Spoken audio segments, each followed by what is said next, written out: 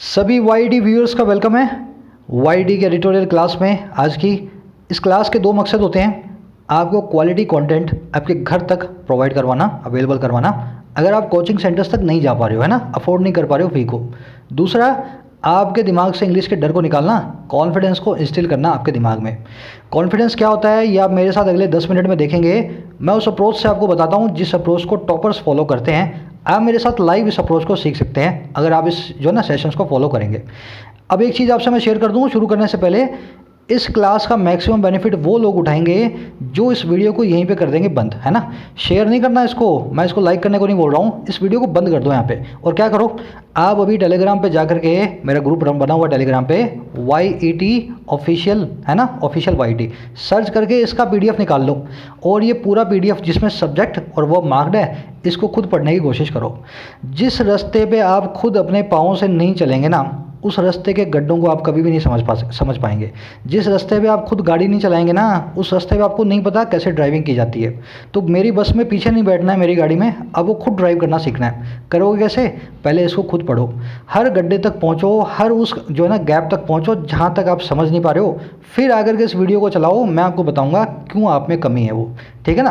पहले खुद करना है ट्राई, उसके बाद इस वीडियो को देखना है। 100% बेनिफिट अगर आपको चाहिए तो शुरू करते हैं। इनडेलिकेट इम्बैलेंस को देखो तो एक सिटिंग में देखना, 40 मिनट की वीडियो है, इसमें बहुत सारे कॉन्सेप्ट्स आएंगे जो एक सिटिंग में देखोगे तो आपको अच्छे से समझ में आएंगे। कह रहा है इम्बैलेंस है इनडेलिकेट सा। आज के एडिटोरियल की टोन है सरकास्टिक, उपहास कर रहा है। ये मालूम चल गया हमें इसके टाइटल पैराग्राफ से। टाइटल जो है ना, इसके टाइटल से ही मालूम चल गया। अब कैसे मालूम चला, ध्यान से देखना। बैलेंस मतलब संतुलन। डेलिकेट क्या होता है? बहुत ही सॉफ्ट कोई चीज़ होती है ना, उसको कहते हैं डेलिकेट। जो बैलेंस डेलिकेट होगा वो ऐसा बैलेंस होगा जो बिल्कुल सॉफ्ट होगा। मतलब कहने का क्या, आपने एड़ी चोटी का जोर लगा करके किसी चीज़ को बैलेंस किया ना, तो वो डेलिकेट बैलेंस में होती है। अब ये काम होता है हमारी जुडिशरी का, न्यायपालिका का। हमारे मूल अधिकार जो है ना, और सरकार उन मूल अधिकारों को जब जब सस्पेंड करती है सामाजिक सुरक्षा के लिए, राष्ट्रीय सुरक्षा के लिए, नेशनल सिक्योरिटी के लिए, उन दोनों के बीच में बैलेंस बिठाना। कह रहा है ये काम जो कोर्ट का है ना, डेलिकेट बैलेंस का, उस काम को बिल्कुल उल्टा कर रही है कोर्ट। अब वो क्या कर रही है, वो ऐसा इम्बैलेंस लेकर के आ गई है जो इनडेलिकेट है। एक ऐसा असंतुलन लेकर के आ गई है जो बहुत कठोर है। मतलब एड़ी चोटी का जोर लगा के बैलेंस बनाने की बजाय नकारा होकर के साइड में बैठी है इम्बैलेंस बना करके। तो देखो इसने डेलिकेट बैलेंस नाम के फ्रेज को उल्टा करके कोर्ट का मजाक उड़ा दिया, है ना। कह रहा है आपने कुछ एड़ी चोटी का जोर नहीं लगाया बैलेंस बनाने के लिए, आप तो नकारा होकर के डर के बैठे हो एक साइड में, आपने इनडेलिकेट इम्बैलेंस बना रखा है। यहाँ से मुझे पता चला इसकी टोन है सरकास्टिक, या इसको हम बोल सकते हैं सटायरिकल, है ना। चलो शुरू करते हैं। क्यों डांट रहा है कोर्ट को, अभी मालूम चलेगा इसके टाइटल पैराग्राफ से। कह रहा है by deferring again to the executive on Kashmir the SC is abdicating judicial responsibility. कह रहा है फिर से एक बार डिफ़र करके, बाय डिफरिंग अगेन। अब देखो डिफ़र करना क्या होता है, किसी के सामने घुटने टेक देना, किसी के सामने आत्मसमर्पण कर देना, फिर से एक बार सरेंडर करके एग्जीक्यूटिव के सामने कश्मीर के अंदर। अब ये कौन है एग्जीक्यूटिव? हिंदी में बोलते हैं कार्यपालिका, हमारे बाबू, हमारे मंत्री, जो लोग सरकार को चलाते हैं, है ना। कह रहा है फिर से एक बार हमारे एग्जीक्यूटिव के सामने, बाबू मंत्रियों के सामने जो कश्मीर में हैं, घुटने टेक करके, जो सुप्रीम कोर्ट है उसने एब्डिकेट कर दिया है, त्याग दिया है अपनी जुडिशियल रिस्पॉन्सिबिलिटी को, न्यायिक जिम्मेदारी को।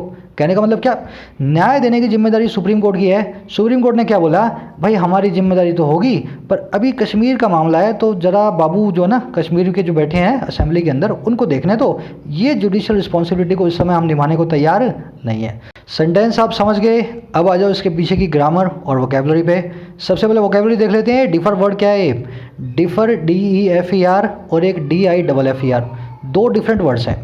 ये जो डिफर है ना DIFFER, इसका मतलब होता है किसी से मतभेद रखना। इसी से डिफरेंस बनता है जिसका मतलब होता है आपसी मतभेद या किसी के बीच का फ़र्क, है ना, दो चीज़ों के बीच का डिफरेंस। और ये जो डिफर है ना, इसका मतलब होता है किसी चीज़ को या तो पोस्टपोन करना या अपने आप को सरेंडर कर देना, किसी के सामने घुटने टेक देना। समझ गए ना। इससे जो डिफरेंस बनेगा, जब आप सरेंडर करते हो तो क्या करते हो, किसी को रिस्पेक्ट देते हो, रिगार्ड देते हो। तो डिफरेंस का मतलब वही होता है किसी की इज्जत, किसी का रिगार्ड। तो कह रहा है इसने इस बार डिफरेंस कर दिया है, इसने घुटने टेक दिए, सरेंडर कर दिया एग्जीक्यूटिव के सामने कश्मीर के अंदर। समझ गए इस वर्ड को? आपने जो सोचा था डिफरेंस, उससे अलग वर्ड है डिफर, अलग वर्ब है।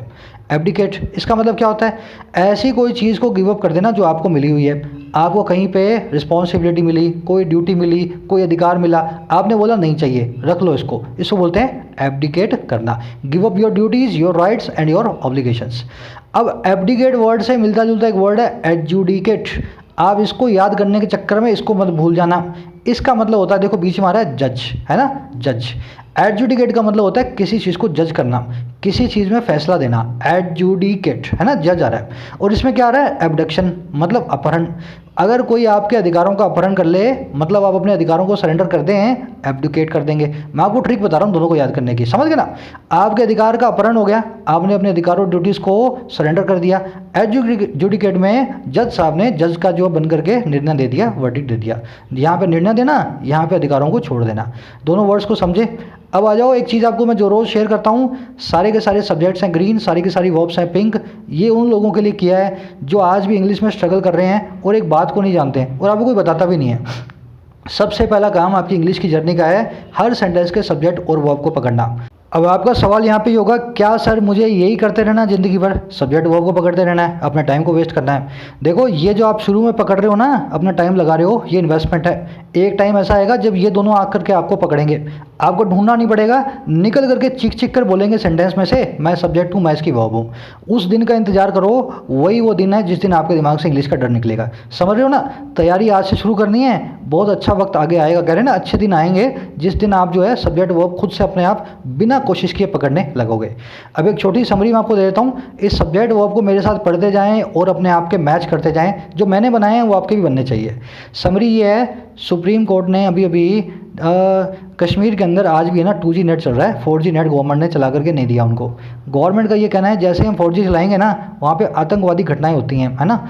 सुप्रीम कोर्ट ने क्या बोला, अभी वहाँ पे एक पटिशन गई, सुप्रीम कोर्ट ने बोला भाई ये 4G 2G तो वैसे तो बहुत बड़ी बात है, आपके मानवाधिकार हैं, ह्यूमन राइट्स हैं, पर हम ये फैसला छोड़ते हैं कश्मीर के प्रशासन के ऊपर। अपना एडिटोरियल क्या कह रहा है, कह रहा है किसकी रिस्पॉन्सिबिलिटी थी। आर्टिकल 32 क्या कहता है कॉन्स्टिट्यूशन का, जब मानवाधिकारों का हनन हो रहा हो, जब वायलेशन हो रहा हो ह्यूमन राइट्स का, तब आपको बीच में आना है।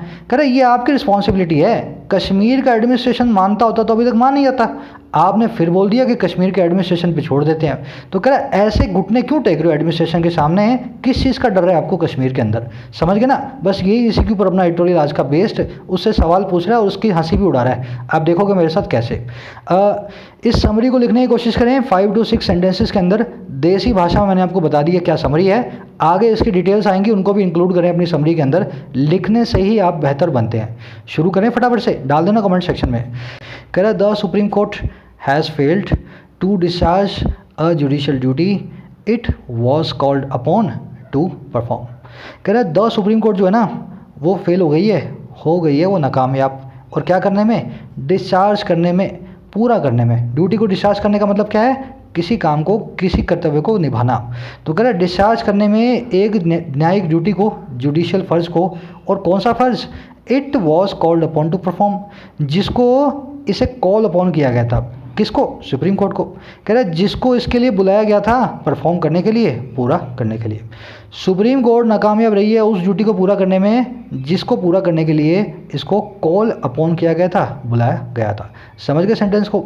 सेंटेंस में देखने वाली चीज़ क्या है, अगर आपने सब्जेक्ट वर्ब पकड़ लिया तो सेंटेंस है हलवा, और अगर नहीं पकड़ा तो यही सेंटेंस है जिसके अंदर आप अटक जाओगे। सब्जेक्ट वर्ब पकड़ने के बाद देखो कितना ईजी है, इसी जो ना अप्रोच से आपको चलना है।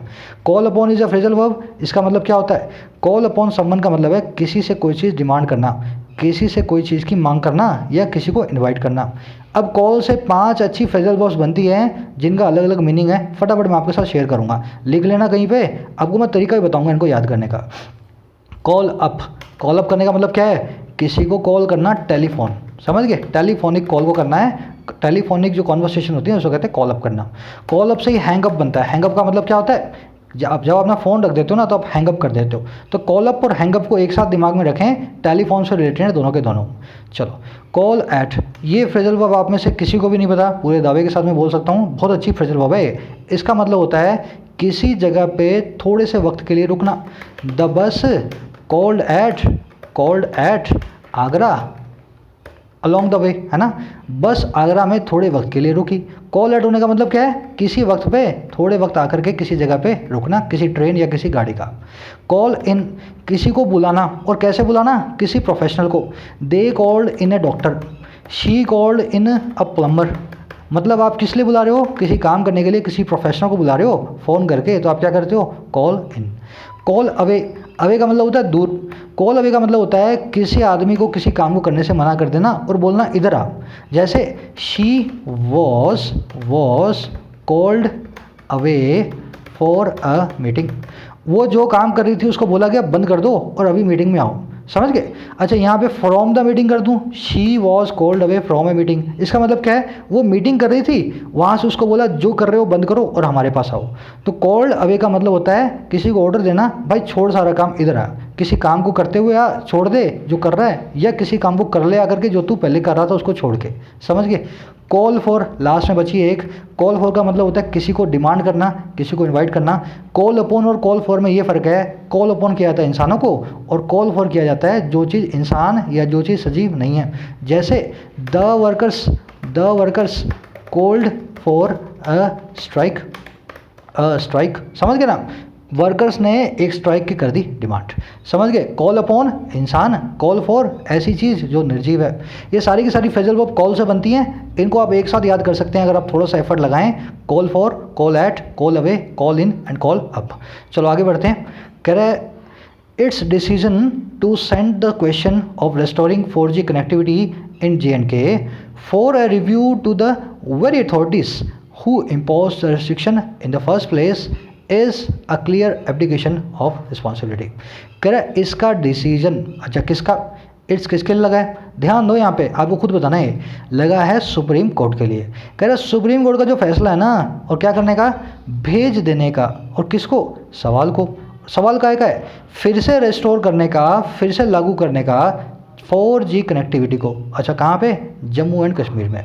अच्छा भेजा कहाँ पे है, फॉर अ रिव्यू, एक रिव्यू के लिए इसने सुप्रीम कोर्ट को भेज दिया है। अच्छा किसको भेजा है, अब ये टू लगा के बता रहा है। कह रहा है वेरी अथॉरिटीज़ को, उन्हीं अथॉरिटीज़ को। अच्छा कौन सी अथॉरिटीज़, कह रहा है हु इम्पोज द रिस्ट्रिक्शन, जिन्होंने इस रिस्ट्रिक्शन को इम्पोज किया था, जिन्होंने इस प्रतिबंध को लगाया था। और कब, इन the first place. In the first place का मतलब क्या है, शुरुआत में।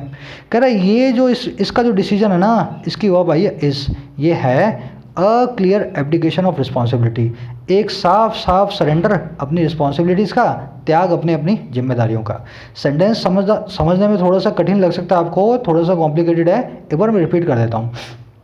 इसका फैसला भेज देने का उस सवाल को जो था फिर से बहाल करने का, रिस्टोर करने का 4G कनेक्टिविटी को जम्मू एंड कश्मीर में, और भेजा कहाँ पे, एक रिव्यू के लिए उन अथॉरिटीज़ के पास जिन्होंने इस रिस्ट्रिक्शन को लगाया था। और कब लगाया था, इन द फर्स्ट प्लेस, पहली दफ़ा। तो कह रहे जिन्होंने लगाया था उन्हीं के पास इस सवाल को भेज दिया कि क्यों जो है इसको जो हम बहाल ना करें। कह रहे ये जो डिसीजन है ना, साफ साफ इसकी रिस्पॉन्सिबिलिटीज़ का एब्डिकेशन है, इसने अपनी जिम्मेदारियों को दिया है त्याग। अब समझ गए सेंटेंस को। अब आ जाओ इसके पीछे ही ग्रामर में। आज ना हल्की फुल्की ग्रामर रखी है मैंने, पर ऐसे कॉन्सेप्ट्स हैं जो मेरे ख्याल से आप में से ज़्यादातर लोग जानते हैं पर उसको ना कभी रियलाइज़ नहीं करते हैं। अभी देखना मेरे साथ कैसे। ये वेरी कैसे आया यहाँ पे, वेरी जब भी आप देखोगे ना ऐसे देखोगे, she is very beautiful, this car is very fast. Very as a adverb आपने बहुत बार देखा हुआ है। यहाँ ब्यूटीफुल के बारे में बता रहा है, वो बहुत ब्यूटीफुल है। यहाँ पे फास्ट के बारे में बता रहा है, वो बहुत तेज़ है ना। जब भी किसी क्वालिटी के बारे में, किसी एडजेक्टिव के बारे में आप किसी दूसरी चीज़ को यूज़ करते हो, वो दूसरी चीज़ क्या होती है, एडवर्ब। तो वेरी को आपने ऐसे यूज़ होते हुए देखा है, पर यहाँ देखो कैसे यूज़ हो रहा है। वेरी लगा है अथॉरिटीज़ के लिए, अथॉरिटी होती है एक जो नाउन।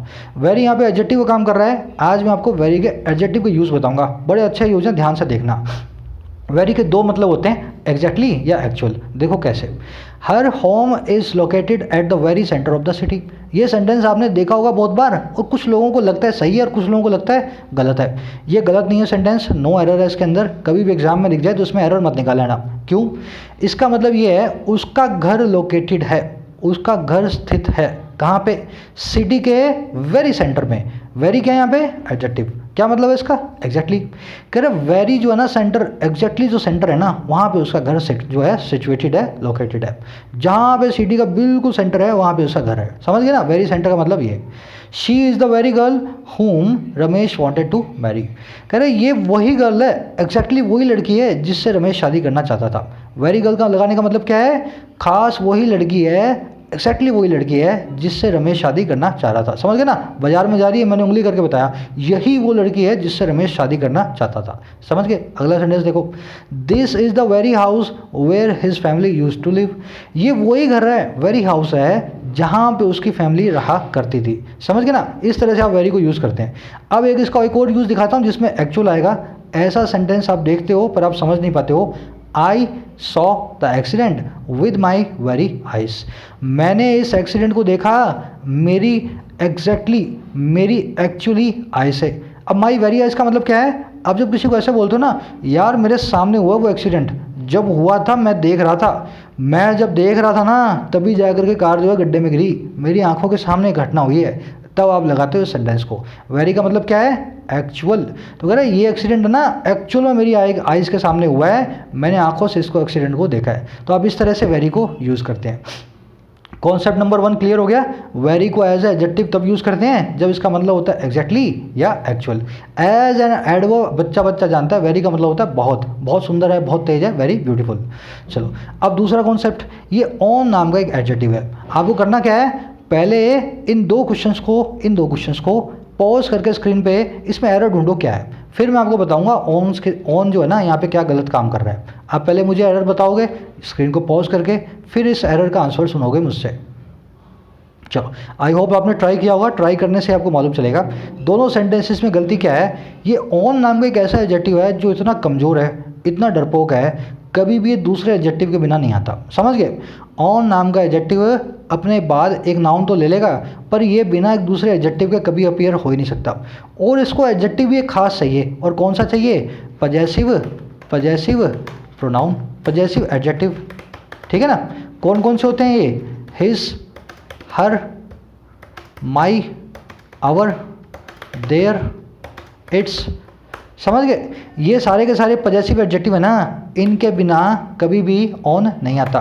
अब इन दोनों सेंटेंस में दिक्कत ये है, all the guest of this hotel come here bye on chopper. सारे के सारे गेस्ट इस होटल के अपने खुद के चॉपर में, खुद के हेलीकॉप्टर में आते हैं। बड़ा होटल है, बड़े गेस्ट हैं, सब के सब अपने जो है हेलीकॉप्टर में आते हैं। दिक्कत क्या है? यहाँ पे ऑन के बाद, ऑन से पहले एक पजेसिव एडजेक्टिव लगना था। आपकी यहाँ पे जो है ना परीक्षा ये है कौन सा पजेसिव एडजेक्टिव आप लगाओगे, है ना? अब देखो लगेगा वो किसके हिसाब से? जिसकी बात हो रही है। गेस्ट आते हैं, प्लूरल है, प्लूरल के लिए ही नहीं लगता, हर नहीं लगता, माई नहीं लगता, और नहीं लगता, हम लगाएंगे देयर। तो कैसे लिखेंगे यहाँ पे? All the guest of this hotel come here bye there on choppers. समझ गए ना? क्यों लगा देयर?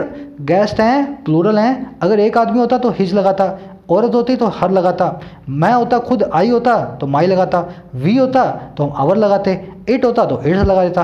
अब यहाँ पे दे आ रहा है ना तो इसलिए मैंने देयर लगा दिया, है ना? ऑल द गेस्ट को हम दे से डिनोट कर सकते हैं।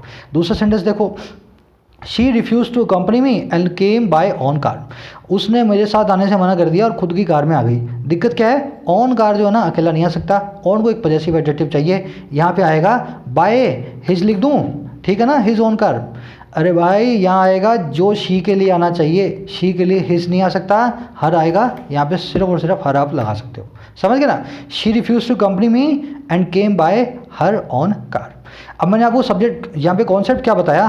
पजेसिव एडजेक्टिव जब आपको ऑन से पहले नहीं मिले तब आपको लगाना है। और आपकी सारी परीक्षा ये है कि आप कौन सा एडजेक्टिव पजेसिव सही लगाते हो या नहीं लगाते हो। यहाँ पे मैंने ऑल द गेस्ट के हिसाब से देयर लगा दिया, यहाँ पे शी के हिसाब से हर लगा दिया। बस यही आपकी परीक्षा है, ठीक है ना? इस कॉन्सेप्ट को याद रखें। अगर याद रख लिया और समझ में आ गया है तो इस क्विज को करें सॉल्व। 5 क्वेश्चंस दे रहा हूँ मैं आपको, लंबा कर देता हूँ, थोड़ा सा बड़ा कर देता हूँ, ध्यान से इसका स्क्रीनशॉट ले लो और इस क्विज को सॉल्व करो। आपको ये देखना है ऑन से पहले कौन सा पजेसिव एडजेक्टिव लगेगा, उसके सब्जेक्ट के हिसाब से सेंटेंस के। डाल दो कमेंट सेक्शन में। बहुत ईजी क्विज आज, होप करता हूँ मैं सबका 90% लोगों का सही होना चाहिए। चलो आगे बढ़ते हैं। कह रहे the mandate that the court enjoys under article 32 of the constitution to enforce fundamental rights. Can not be transferred to the executive. कह रहे जो जनादेश है, जो ऑर्डर है, जो रिस्पॉन्सिबिलिटी है, जो अकाउंटेबिलिटी है, जो जिम्मेदारी है, मैंडेट के सब सिनोनिम बता दिए मैंने आपको। कह रहा है वो मैंडेट जिसको कोर्ट इंजॉय करता है, जो कोर्ट को मिला हुआ है, और कहाँ पे, आर्टिकल 32 के अंदर, धारा 32 के अंदर, और किसका, हमारे संविधान का। अच्छा, मैंडेट क्या है, एनफोर्स करना, फोर्स में लाना फंडामेंटल राइट्स को, मूल अधिकारियों को। कह रहे ये जो मैंडेट है ना, इसकी वर्ब आई है कैन नॉट बी ट्रांसफर्ड। इस मैंडेट को नहीं ट्रांसफ़र किया जा सकता, और किसको, टू द एग्जीक्यूटिव, हमारे बाबुओं पे, मंत्रियों पे, कार्यपालिका पे। इस मैंडेट को आप कार्यपालिका को ट्रांसफ़र नहीं कर सकते, कह रहा है ये कोर्ट को। समझ गए सेंटेंस को। आगे कह रहा है it is quite stark that the 3 member bench has resorted to this measure despite coming to the conclusion. कह रहा है ये भी चीज़ बिल्कुल स्टार्क है, बिल्कुल प्लेन एंड क्लियर है। स्टार्क मतलब साफ। क्या चीज़, कि जो 3 मेंबर की बेंच थी ना, बेंच क्या होता है, जजेस का ग्रुप, तो 3 जजेस का जो ग्रुप था ना, वो रिसोर्ट टू कर गया, वो उतर आया। अच्छा, किस चीज़ पे, इस मेजर पे, इस कदम पे। इस पे भी नोट्स डाले हैं मैंने, रिसोर्ट टू को देखेंगे अपने कैसे यूज़ करते हैं। ये बेंच जो है उतर आया इस मेजर पे, इस कदम पे उतर आया, बावजूद कमिंग टू, आने के, इस कंक्लूजन पे, बावजूद इस निष्कर्ष को निकालने के। अच्छा, निष्कर्ष क्या है, दैट वो ये कि the grievance of the petitioners, जो दुख दर्द है ना पिटिशनर्स के, ग्रीवेंस हैं जो शिकायत है याचिकाकर्ताओं की, मेरिट्स कंसिडरेशन, वो मेरिट करता है, वो लायक है कंसिडरेशन के, जो है उनको सही से जो हम कंसीडर करें। समझ गए सेंटेंस को। कह रहा है बड़ी साफ सी बात है, सुप्रीम कोर्ट इसने रिसोर्ट लिया इस मेजर का, उतर आया इस कदम पे, बावजूद इस चीज़ को जानने के, इस कंक्लूजन को निकालने के कि जो पीड़ा है, जो पेन है, जो दुख दर्द है इन पटिशनर्स का, उसको कंसीडरेशन की ज़रूरत है, उस पर सोच विचार की थोड़ी सी ज़रूरत है। अब सेंटेंस के अंदर की वोकैबुलरी को देखते हैं ध्यान से। स्टार्क मैंने आपको बता दिया, प्लेन एंड क्लियर कोई चीज़ हो वो होती है स्टार्क। स्टार्क रियलिटी नाम का एक फ्रेज आपने सुना होगा, ऐसी रियलिटी जिसके अंदर कोई भी जो है ना बटरिंग ना हो, बिल्कुल खुली रियलिटी हो, हकीकत हो, उसको कहते हैं स्टार्क रियलिटी। रिसोर्ट टू, इसका मतलब क्या होता है, किसी चीज़ पे उतर आना या किसी चीज़ का सहारा लेना। अब देखो कैसे लगता है, after the lockdown many unemployed people have resorted to online frauds to make both ends meet. Lockdown के बाद बहुत सारे बेरोजगार लड़के उन्होंने सहारा ले लिया है, वो उतर आए हैं, रिसोर्ट टू कर दिया है ऑनलाइन फ्रॉड्स का, अपने बोथ एंड्स को मीट करने के लिए। मेक बोथ एंड्स मीट एक इडियम है, जानबूझ के मैंने रखी है। इसका मतलब होता है अपनी कमाई और अपने खर्चों को बराबर करना, अपना गुजारा करना। तो अपना गुजारा करने के लिए लॉकडाउन के बाद बहुत सारे बेरोजगार ऑनलाइन फ्रॉड करने लगे हैं, रिसोर्ट टू कर लिया। समझ गए ना रिसोर्ट टू कैसे यूज़ किया मैंने। एक और सेंटेंस बनाया मैंने, ध्यान से देख लो। पुलिस रिसोर्टेड टू लाठी charge upon people flouting the social distancing norms outside the liquor shops. Police ने सहारा ले लिया, रिसोर्ट टू कर दिया लाठी चार्ज का, उन लोगों के ऊपर लाठी चार्ज का जो फ्लाउट कर रहे थे, मजाक बना रहे थे सोशल डिस्टेंसिंग के नियमों का, कायदों का, लीकर शॉप्स के बाहर, ठेकों के बाहर। तो ठेकों के बाहर खड़े हो गए होंगे ये, है ना, लाइन लगा के आगे पीछे। तो पुलिस ने क्या कर दिया, लाठी चार्ज कर दिया, मार मार के इनको भगाया। तो रिसोर्ट टू क्या क्या मतलब समझ गए ना इसका, किसी चीज़ पे उतर आना या किसी काम का सहारा लेना होता है रिसोर्ट टू। अगर आप इतना ये 2 सेंटेंस लिख लो ना कहीं पे, आप जिंदगी भर इस जो ना रिसोर्ट टू को याद रखेंगे। रिसोर्ट के बाद में हमेशा टू लगाना है, रिसोर्टेड टू ही आता है। चलो दूसरा वर्ड मेरिट। मेरिट का मतलब क्या है, वही मेरिट होती है ना 8वीं 10वीं 12वीं की, हाई रैंक। तो मेरिट वर्ब का मतलब होगा किसी चीज़ का हाई रैंक होना या कोई चीज़ लायक होना, डिजर्व करना। तो इनकी जो याचिका है ना वो मेरिट करती है कंसिडरेशन को, उसको सोच विचार के वो लायक है, डिजर्व करती है। कह रहे the judgment is in consonance with a judicial trend that seeks balance between rights and national security. ये जो जजमेंट है ना बिल्कुल कॉन्सोनेंस के अंदर है, इन कॉन्सोनेंस विद, इसका मतलब क्या होता है, बिल्कुल अकॉर्डिंग टू है, कंसिस्टेंट विद है, अलाइंड विद है या अलाइंड टू है। ये सब के सब आप देख सकते हो। कह रहे जजमेंट जो है ना ये इन कॉन्सोनेंस विद है, बिल्कुल हिसाब से है उस जुडिशियल ट्रेंड के, उस न्यायिक रुझान के, जो कि सीख करता है, कोशिश करता है बनाने की, किसको, बैलेंस को, संतुलन को। अच्छा किन किन के बीच, अधिकारों राइट्स के बीच में और नेशनल सिक्योरिटी के बीच में, पूरे देश की हिफाजत के बीच में। तो नेशनल सिक्योरिटी और राइट्स को ना दोनों को, कोर्ट्स को इनको बैलेंस करना पड़ता है। ऐसा नहीं है आपको नेशनल सिक्योरिटी को रिस्क में डाल करके आपके राइट्स जो हैं, कोर्ट जो है आपके रिस्टोर कर दे। तो नेशनल सिक्योरिटी बना के रखनी है, आपके फंडामेंटल राइट्स भी बना के रखने हैं। ऐसा बैलेंस जो है रिस्टोर करने को कहता है जो है सुप्रीम कोर्ट। तो कह रहा है बिल्कुल इन कॉन्सोनेंस विद है, ये सबके सब देखें इन कॉन्सोनेंस विद की जगह बहुत बार लिखे होते हैं। आगे बढ़ते हैं, कह रहा है in the J&K context this approach inevitably results in unquestioning deference to any claim. कह रहे J&K के कॉन्टेक्स्ट में, J&K की जब बात होती हो उसकी सिचुएशन हो तब, तो क्या है ये जो अप्रोच है ना ऊपर बैलेंस वाली, ये रिजल्ट होती है। और कैसे रिजल्ट होती है? इनएविटेबली, जिसको टाला नहीं जा सकता। ऐसे वो रिजल्ट होती है जिसको टाला नहीं जा सकता। और किस चीज़ में? ऐसे डिफरेंस में, ऐसे घुटने टेकने के काम में, ऐसे सरेंडर में जो है अनक्वेश्चनिंग, जो कोई सवाल नहीं करता, बिना सवाल के सरेंडर करने में रिजल्ट होती है। और किसके सामने? किसी भी क्लेम के सामने। और क्या कह रहे? दैट द एग्जीक्यूटिव मेक्स, जिसको एग्जीक्यूटिव बनाता है, जिसको हमारी कार्यपालिका सुप्रीम कोर्ट के सामने रखती है। अच्छा, सरेंडर कैसे करते हैं, डिफरेंस कैसे करते हैं? विदाउट, बिना scrutinising the nature and quality of the claim, बिना स्क्रूटनी किए, बिना जांच पड़ताल किए नेचर को और क्वालिटी को जो क्लेम एग्जीक्यूटिव बनाता है। समझ गए सेंटेंस को? कह रहे जब जब बात J&K की होती है ना, तो ये अप्रोच, इसका एक ही रिजल्ट निकलता है। इस तरह से घुटने टेकती है सरकार बिना सवाल पूछे हमारी कोर्ट उस हर एक क्लेम के सामने जो हमारा एग्जीक्यूटिव बनाता है। और कैसे घुटने टेकती है? बिना स्क्रूटनी किए, बिना इन्वेस्टिगेशन किए जो क्लेम बनाए गए हैं उनकी नेचर की और उनकी क्वालिटी की। जब भी J&K की बात आती है, नेशनल सिक्योरिटी के नाम पे सुप्रीम कोर्ट बोलता है सब अधिकारों को मैं हनन करने को तैयार हूँ, नेशनल सिक्योरिटी सबसे ऊपर है। समझ गए ना? अब इस सेंटेंस के अंदर आ जाओ देखने वाली चीज़ों के ऊपर। डिफरेंस ऊपर मैंने आपको बताया ना, किसी चीज़ के सामने सरेंडर करना, DEFERENC वही वाला वर्ड है। अनक्वेश्चनिंग मतलब जो क्वेश्चन ना करे, जो सवाल ना करे। स्क्रूटनी करना क्या होता है? इन्वेस्टिगेशन करना, लुक इनटू करना, एग्जामिन करना, प्रोब करना, सबका मतलब ये होता है तहकीकात करना।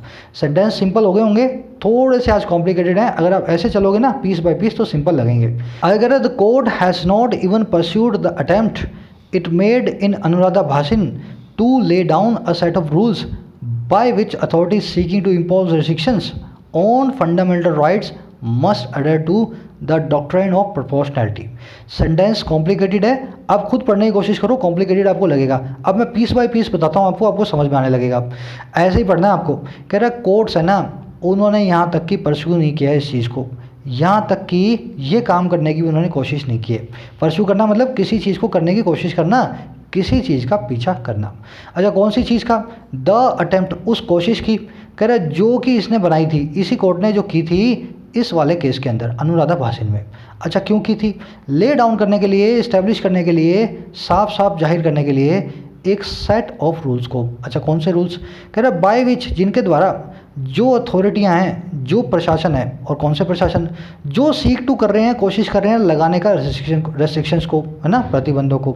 अच्छा, किस पे? फंडामेंटल राइट्स पे, हमारे मूल अधिकारों पे। कह रहा है ये वो वाले सेट ऑफ रूल्स हैं जिनके द्वारा ये अथॉरिटियां है ना मस्ट अडेयर टू, इनको अडेयर टू करना ही चाहिए, इनको सख्ती से पालना करनी ही चाहिए। और किसकी? उस डॉक्ट्रिन की, उस कायदे की जो है प्रोपोर्शनैलिटी का, अनुपात का, सिमेट्री का।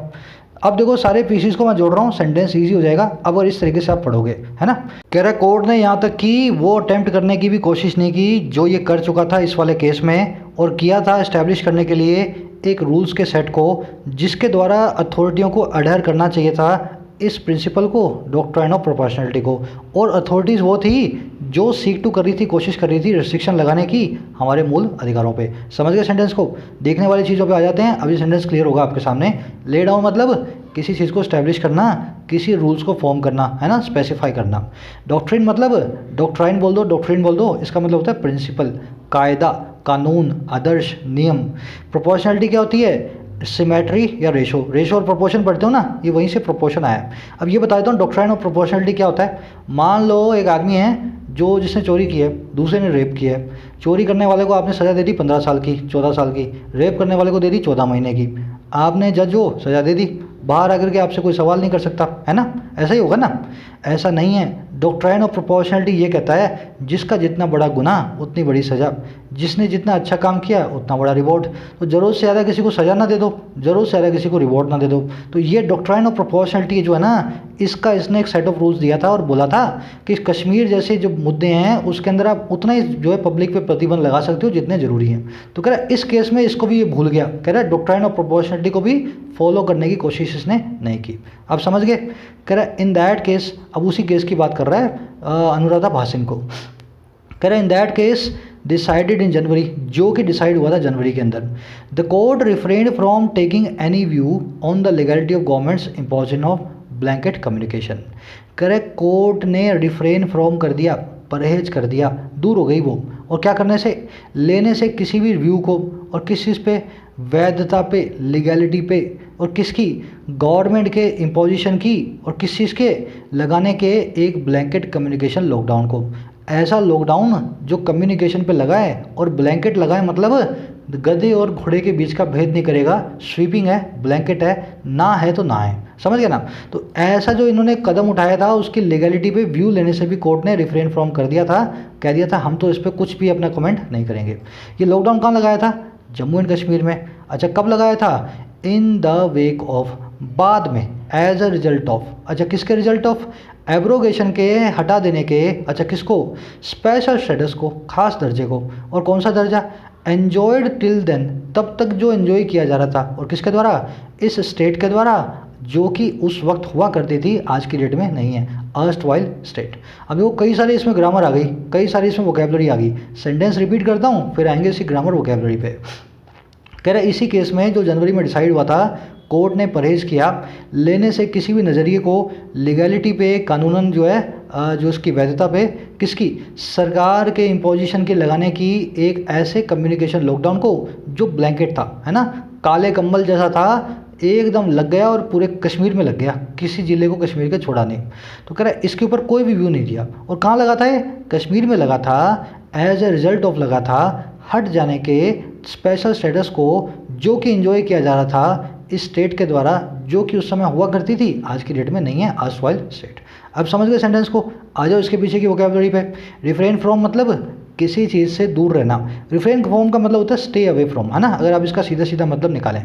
इसके दो सिनोनिम हैं, एब्सटेन और रिस्ट्रेन, दोनों का मतलब भी यही होता है, किसी चीज़ से परहेज करना, और दोनों ही इसकी तरह हैं, फ्रॉम अपने बाद देते हैं।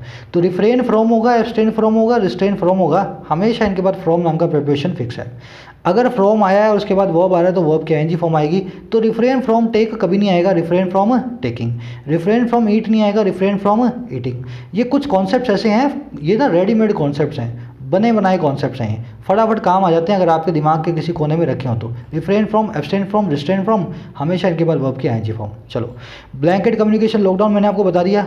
अगर ध्यान से आपने परसों की वोकैबुलरी वीडियो देखी हो, स्वीपिंग बैन मैंने आपको बताया था, स्वीपिंग स्टेटमेंट, स्वीपिंग रिमार्क्स, ये स्वीपिंग और ब्लैंकेट एक ही काम करते हैं। गधे और घोड़े का भेद जब खत्म हो जाए उस चीज़ को हम कहते हैं स्वीपिंग बैन। ऐसा बैन लगाया, ऐसा लॉकडाउन लगाया, चाहे आपको ज़रूरत है घर से बाहर आने की, चाहे नहीं है, लग गया, सबके ऊपर लग गया। समझ गए ना। इन द वेक ऑफ की जगह कई बार लिखा होगा एज अ रिजल्ट ऑफ, कई लगा होगा, कई बार इन द आफ्टरमाथ ऑफ, कई बार लगा होगा फॉलोइंग, कई बार लगा होगा आफ्टर। ध्यान से देखो, इन सब का मतलब एक ही है। इन द वेक ऑफ मतलब किसी चीज़ के बाद। एक सेंटेंस कोई लड़की पूछ रही थी टेलीग्राम में, परेशान हो रही थी, सर ये कैसे बन गया फिर, he is in the wake of truth. भाई इसका मतलब यही है, फॉलोइंग या after. He is in the wake of की जगह आप रख दो फॉलोइंग, तो he is following the truth, या he is after the truth, मतलब सच को खोज रहा है। समझ गए ना, ऐसे यूज होता है in the wake of. Abrogation मैंने आपको कई बार बताया है, कैंसलेशन, विड्रॉल, किसी चीज़ को वापस खींच लेना, एन्यूल कर देना, एब्रोगेशन। अर्स्ट वाइल का मतलब होता है उस वक्त की। एग्जाम्पल देता हूँ, Iran and Afghanistan were inseparable part of erst while Hindustan. जब हिंदुस्तान हुआ करता था उस वक्त का जो हिंदुस्तान था ना, ईरान और अफगानिस्तान उसके इनसेपरेबल पार्ट थे। अर्स्ट वाइल का मतलब क्या है, एक पुराने वक्त की बात कर रहे हैं, उस वक्त हुआ करता था ऐसा। His erst while partner cheated him in the business, उसके उस वक्त के पार्टनर ने उसको चीट किया बिजनेस में। इस वर्ड का महत्व देखो, इंपॉर्टेंस देखो। अगर मैं इसको यहाँ से निकाल दूँ ना, his partner cheated him in the business, इसका मतलब क्या होगा, आज जो पार्टनर है उसने चीट किया हुआ है, बल्कि ऐसा नहीं है ना। अर्स्ट वाइल का मतलब है जिसने चीट किया था उस वक्त के पार्टनर ने, आज वाले पार्टनर ने नहीं। बढ़े आगे, अर्स्ट वाइल वर्ड को नोट करें। कह रहा है हाउएवर, हालांकि, इट हेल्ड, इसने ऐसी हेल्ड किया, इसने इस बात पे जोर दिया, that repeated resort to section 144 of CRPC to impose wide restriction without territorial और टेम्पोरल लिमिट्स वॉज अनएक्सेप्टेबल। इसने ये कहा, इस बात पे जोर दिया कि बार बार जो उतर आते हो ना रिसोर्ट कर देते हो। और कैसे? रिपीट इट, बार बार जो उतर आते हो धारा 144 लगाने पे CRPC नाम के एक्ट की। और क्यों? क्योंकि लगा दें आप वाइड रेस्ट्रिक्शंस को, बड़े बड़े प्रतिबंधों को। और कैसे लगा दें? बिना किसी टेरिटरी और टाइम की लिमिट के। कश्मीर के कौन से ज़िले में लगना है, कौन से में नहीं लगना, कोई आपने लिमिट नहीं लगाई। 1 महीने के लिए लगना है, 1 साल के लिए लगना है, कोई टाइम की लिमिट भी नहीं लगाई। तो कह रहे इसने यही कहा कि बार बार जो लगा देते हो ना आप CRPC, ताकि आप पूरे जो राज्य में रिस्ट्रिक्शन लगा रखो और बिना किसी लिमिट के, जो हो टेरिटरी की या टाइम की। कह रहे ये वॉज अनएक्सेप्टेबल, ये जो उतर आने का काम था ना बिल्कुल भी एक्सेप्टेबल नहीं था, बिल्कुल भी सही जो है इसको नहीं ठहराया जा रहा था। ऐसा इसने इस केस के अंदर पुराने वाले में कहा था। कह रहा it directed the authorities to review each one of them from time to time. इसी ने डायरेक्ट किया सुप्रीम कोर्ट ने अथॉरिटी को, प्रशासन को, वो रिव्यू करे हर एक को, ईच वन ऑफ देम को। देम किसके लगाए? रेस्ट्रिक्शंस के लिए लगाए। कह रहा हर एक रेस्ट्रिक्शन प्रतिबंध को वो रिव्यू करे टाइम टू टाइम, हर कुछ दिनों के बाद। अब थोड़ा सा ईजी है, यहाँ से फास्ट प्रोसेस करते हैं, जहाँ हार्ड होगा वहाँ स्पीड कम करूँगा। कह रहा in the present case it has asked 2 secretaries in union government and the J&K chief secretary to consider the case made out by petitioner for restoring 4G services. कह रहा है इस केस के अंदर इसने कह दिया 2 सेक्रेटरीज को यूनियन गवर्नमेंट के और जम्मू एंड कश्मीर के चीफ सेक्रेटरी को कि वो कंसीडर करे इस केस को, जिसको बनाया गया है याचिकाकर्ताओं के द्वारा बहाल करने के लिए 4G सर्विसेज को। समझ गए ना? तो यहाँ के 2 सेक्रेटरीज को इन्होंने कह दिया कि तुम ही देख लो तुम्हारे खिलाफ जो याचिका आई है उसके अंदर क्या करना है। जैसे आप किसी की शिकायत लगाओ, अपने दोस्त की किसी कंप्लेन करो आप, है ना, अपने किसी टीचर को, और आपका टीचर आपके दोस्त को ही बोले अच्छा यार तुम ही देख लो क्या करना है इसके अंदर। आपने जिसकी कंप्लेन की है उसी के पास मामला आ गया है उस कंप्लेन को सुलझाने का, ऐसा हो गया इस केस के अंदर। समझ गए? मेड आउट अचानक से आई V3 है, क्या बता रही है? ये बात कर रही है एडजेक्टिव बन के इस केस के बारे में। कौन सा केस? जिसको मेड आउट किया गया है। समझ गए ना? मेड आउट, मेक की थर्ड फॉर्म मेड, अचानक से आई V3, काम करती है एडजेक्टिव का, पास में आने वाले किसी नाउन के बारे में कुछ बताती है। आगे बढ़ते हैं। कह रहे the court acknowledges that it might be better and convenient to have better internet facilities during a global pandemic and a national lockdown। कह रहा कोर्ट ऐसा एक्नॉलेज करती है, मानती है हमारी कोर्ट्स भी ऐसा, दैट वो क्या कह रहा ये हो सकता है, माइट बी, और क्या, और अच्छा बेहतर, और क्या, कन्वीनियंट सुविधाजनक, और क्या चीज़ रखना अच्छी बेटर इंटरनेट फैसिलिटीज़ को ग्लोबल पेंडेमिक के दौरान, और कब? एक नेशनल लॉकडाउन के दौरान। तो कह रहा कोर्ट भी इस चीज़ को मानती है, जब बीमारी आई हुई है पूरी दुनिया में, महामारी, और लॉकडाउन लगा हुआ है, तो इंटरनेट जितना अच्छा हो उतना बेहतर है, कन्वीनियंट है और बेटर है। ये भी बात जो है कोर्ट मानती है। कह रहा it also notes that the entire union territories has been put under curbs that allow only 2G speed. कह रहे यही कोड इस चीज़ को भी नोट करती है, अपना ध्यान खींचती है इसकी तरफ कि पूरी की पूरी जो यूटी है ना, जिसको पुट कर दिया गया है, जिसको रख दिया गया है, और कहाँ पे? नीचे रख दिया गया, और किसके? कर्ब्स के, शिकंजों के। कह रहा है इसको शिकंजों के लिमिट्स के नीचे रख दिया गया है। और कौन सी लिमिट्स? जो कि अलाउ करती हैं, इजाज़त देती हैं महज 2G स्पीड की। तो यही कोर्ट ने इस चीज़ को भी नोट किया, इंटरनेट ज़रूरी है और कश्मीर में नहीं मिल रहा। कह रहा है हाउएवर, हालांकि it takes into account 2 claims by the government. ये 2 जो क्लेम्स है ना, गवर्नमेंट के दावे हैं, उनको टेक इनटू अकाउंट करती है। अब इसका मतलब क्या है? अपने विचाराधीन लेना, अपने कंसिडरेशन में लेना, अपने सोच विचार करना। तो कह रहा है गवर्नमेंट के 2 दावों को ना, जो साथ ही साथ इन दोनों चीज़ों के, उनके ऊपर भी जो है टेक इनटू कंसिडरेशन उनको करती है। अब वो दावे बताएगा यहाँ पे इसको लगा करके। कह रहा 1, पहला वो ये that there ought to be limits on data speed to prevent terrorist misusing it. कह रहा वहाँ होनी चाहिए, देयर ought टू बी, और क्या होनी चाहिए? लिमिट्स। और किस पे? डेटा की स्पीड पे। अच्छा क्यों? प्रिवेंट करने के लिए, रोकने के लिए, किनको? इन आतंकवादियों को। और कौन से आतंकवादी? Misusing it to disturb peace and tranquillity, जो कि मिसयूज़ करते हैं इसको डिस्टर्ब करने के लिए शांति को और ट्रैंक्विलिटी को। इसका मतलब भी होता है अमन या शांति। ट्रैंक्विलिटी और पीस दोनों एक दूसरे के सिनोनिम है। समझ गए ना? तो पहला क्लेम ये है कि हम अगर तेज कर देंगे तो वहाँ पे आतंकवादी घटनाएं बढ़ जाएंगी। अच्छा दूसरा क्या है? एंड 2, दूसरा ये है that there has been a spike in the incidents of terrorism. 108 incidents in fact between August 5, 19 and April 25 2020 in the area. दूसरा ये है कि वहाँ पे एक स्पाइक रहा है, बहुत ऊंचे सा उछाल रहा है। स्पाइक मतलब अचानक से आया हुआ उछाल, किसमें? घटनाओं में आतंकवाद की। और जैसे कैसे आई हैं ये? 108 इंसिडेंट हुए हैं अगस्त 5 2019 से अप्रैल 25 2020 के अंदर इस एरिया के अंदर। तो ये दो चीज़ों को under consideration take into account करती है। सेंटेंस में आ जाओ देखने वाली चीज़ों पे। ट्रैंक्विलिटी मैंने आपको बता दिया ना, हार्मनी, पीस, इश्यू कहते हैं ट्रैंक्विलिटी, अमन, शांति, सिनोनिम है एक दूसरे के। दूसरी चीज़, ये जो देयर है यहाँ पे सब्जेक्ट मैंने बना दिया है, एक्चुअल में देयर यहाँ पे सब्जेक्ट नहीं है, सब्जेक्ट है यहाँ पे limits. Limits ought to be there. अब देखो लिमिट सब्जेक्ट है, मुझे कैसे पता लगा? वैसे मैंने देयर लगा दिया, देखो मेरी गलती है, यहाँ नहीं होना चाहिए। ये देयर को बोलते हैं डमी सब्जेक्ट। ये सब्जेक्ट कभी बन ही नहीं सकता, इसलिए ये सब्जेक्ट नहीं है। अच्छा क्यों नहीं बन सकता सर? डिक्शनरी खोलो, देयर आपको देखने में मिलेगा एड वर्ब। अगर ये एड वर्ब है तो सब्जेक्ट कैसे बना दी? यहाँ पे आपको देखने में लग रहा है सेंटेंस इन्वर्टेड है, सेंटेंस की वर्ब के बाद सेंटेंस का सब्जेक्ट आ रहा है, वहाँ होनी चाहिए लिमिट्स। तो सेंटेंस कैसा है? लिमिट्स होनी चाहिए वहाँ, समझ गए ना? उसको इन्वर्ट करके हमने सेंटेंस के सब्जेक्ट को बाद में लिखा हुआ है। तो ये देयर यहाँ पे सब्जेक्ट नहीं है, उसी तरह से यहाँ भी देयर सब्जेक्ट नहीं है, सब्जेक्ट एक्चुअल में इसका स्पाइक। अब दूसरी चीज़, ये ऑट टू है ना, इसमें कन्फ्यूजन होती है कई लोगों को। सर हमने ही पढ़ा है ऑट जो होती है एक मॉडल वर्ब है, मॉडल वर्ब ने बाद में टू नहीं लेती। हमने पेपर में देखा ऑट के बाद में वर्ब की फर्स्ट फॉर्म लगी हुई थी, हमने सही मान लिया। अगर टू लगा हुआ था तो हमने निकाल दिया। अब ध्यान रखो ऑट टू है ना, एक खुद ही एक मॉडल वर्ब है, ऑट प्लस में टू। तो यहाँ पे अब टू का कोई सवाल नहीं है, इसके बाद में टू नहीं लगाना। पर ऑट के बिना टू कभी, जो टू के बिना ना ऑट कभी आता नहीं।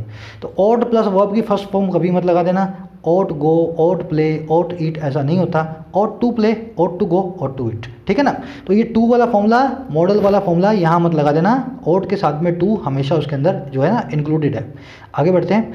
कह रहे the court also considered recent incidents including the encounter of Handwara. कह रहा कोर्ट ने साथ ही साथ कंसीडर किया, माना हाल की हुई घटनाओं को, जिसमें शामिल है ये वाला एनकाउंटर, है ना? कहीं हुआ होगा यहाँ पे ऐसा एनकाउंटर। कह रहा question that it failed to ask was how these incidents could be linked to internet speed when all of them took place while severe restrictions were in place। कह रहा कोर्ट जो है ना, अब क्वेश्चन जो है जिसको फेल रही आस्क करने में, एक सवाल जिसको ये नाकामयाब रही कोर्ट आस्क करने में, पूछने में, वॉज वो था, क्या था? कैसे ये इंसिडेंट्स जो हैं लिंक किए जा सकते हैं, कैसे इन घटनाओं को जोड़ा जा सकता है, और किसके साथ? इंटरनेट की स्पीड के साथ। अच्छा कब? कह रहे जब सबकी सब ये घटनाएं हैं ना, all of them took place, ये घटित हुई, इन्होंने अपनी जगह ली। और कब? जब सीवियर रेस्ट्रिक्शंस, कड़े रेस्ट्रिक्शंस, प्रतिबंध वर इन प्लेस, अपनी जगह पे थे।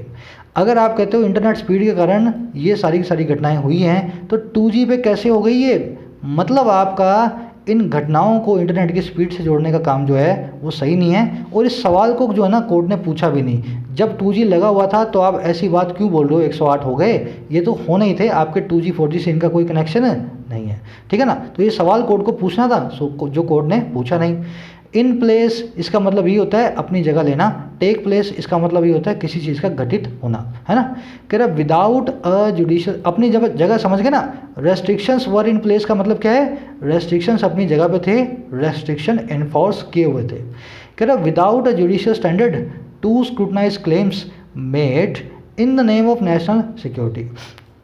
कह रहा है कोई जुडिशियल स्टैंडर्ड के बिना, न्यायिक क्राइटेरिया के बिना, और किसी चीज़ के स्क्रूटनी करने के, इन्वेस्टिगेट करने के, खोद निकालने के क्लेम्स को, और कौन से क्लेम? जो कि मेड हैं, जो कि बनाए गए हैं, कह रहा इन द नेम ऑफ के नाम पर, और किसके नाम पर? नेशनल सिक्योरिटी के नाम पर। तो कह रहा बिना किसी ऐसे क्राइटेरिया के बगैर हुआ क्या? Is it right to use them to disclose fundamental rights. क्या ये सही है? इज़ इट राइट, क्या ये सही है इनको यूज़ करना? किनको? इन सारे के सारे जो है ना रिस्ट्रिक्शंस को। कह रहा क्या सही है इनको यूज़ करना डिसक्लोज करने के लिए, हटाने के लिए अपनी जगह से फंडामेंटल राइट्स को। तो कह रहा आपके पास कोई क्राइटेरिया तो है नहीं जिससे आप खोद करके क्लेम्स के बारे में कुछ बता पाओ, है ना? ये सही है गलत है नेशनल सिक्योरिटी के नाम पे। जब आपके पास कोई क्राइटेरिया नहीं है तो क्या सही बात है कि इनको यूज़ करके कश्मीर के अंदर फंडामेंटल राइट्स को भंग किया जा रहा है? सेंटेंस है एक inverted sentence, is helping verb it से पहले आ रही है, लास्ट में क्वेश्चन मार्क लग रहा है, मतलब ये इंट्रोगेटिव सेंटेंस से एक सवाल पूछा जा रहा है। इंट्रोगेटिव सेंटेंस में जब भी क्वेश्चन मार्क लास्ट में आएगा आपको सेंटेंस का इन्वर्जन कर देना है। यहाँ पे इट इज़ राइट लिखा होता तो एरर करेक्शन का क्वेश्चन बन जाता है ना, इट इज़ राइट का is it right. In the name of, आपको कई बार बताया मैंने, के नाम पर, है ना, उसके नाम पर ऐसा मत करो, do not do this in the name of that, ऐसे बोलते हैं आप इसको। कह रहा फर्दर और आगे, the institutional discrimination against J&K that this approach causes is not taken into account at all. कह रहे जो इंस्टीट्यूशनल डिस्क्रिमिनेशन आया है ना, इंस्टीट्यूशन क्या होता है, जो इंस्टीट्यूशन से आए, जो सरकारी संस्थाएं लेकर के आए, बड़े बड़े इंस्टीट्यूशंस करें, तो कह रहे हैं जो डिस्क्रिमिनेशन भेदभाव सरकार की तरफ से आया है, इंस्टीट्यूशनली आया है, और किसके खिलाफ, जम्मू एंड कश्मीर के खिलाफ। और कह रहा है जो कि ये अप्रोच कॉज करती है, जिसका ये अप्रोच कारण बनती है ऊपर वाली, कह रहे ये डिस्क्रिमिनेशन है ना, इसको अकाउंट किया ही नहीं गया, अपने जो है ना कंसिडरेशन में लिया ही नहीं गया। कहने का मतलब क्या है, नेशनल सिक्योरिटी के नाम पे सरकार कश्मीर के साथ भेदभाव करती आ रही है, चाहे कश्मीर के भले में चाहे कश्मीर की बुराई में। कोर्ट इस चीज़ को कभी भी जो है ना नज़रअंदाज नहीं कर सकती। सबको पता है सरकार का खास ध्यान कश्मीर के ऊपर है, सरकार थोड़ा सा डिस्क्रिमिनेशन कश्मीर के साथ चाहती है ताकि वहाँ पे शांति बने, अपने हिसाब से सरकार बनाना चाहे। तो कह रहा है सरकार जो है इंस्टीट्यूशनली डिस्क्रिमिनेशन तो कर रही है J&K के खिलाफ, और ये अप्रोच भी यही कोज करती है। कह रहा है ये चीज़ जो है ना, इसको बिल्कुल अकाउंट में इस कोर्ट ने नहीं लिया, समझ गए। कह रहा है the delicate balancing the court attempts is in fact not balance eight all. कह रहा है जो बैलेंसिंग करने का काम जो ये कोर्ट यहाँ पे कर रहा है ना, जो संतुलन बनाने का काम ये कोर्ट यहाँ पे अटेम्प्ट कर रहा है, वो काम क्या है, वास्तव में वो कोई भी बैलेंस नहीं है। जो काम कर रहा है उससे कोई भी संतुलन नहीं बन रहा, बना हुआ संतुलन जो है कोर्ट बिगाड़ने की कोशिश कर रही है।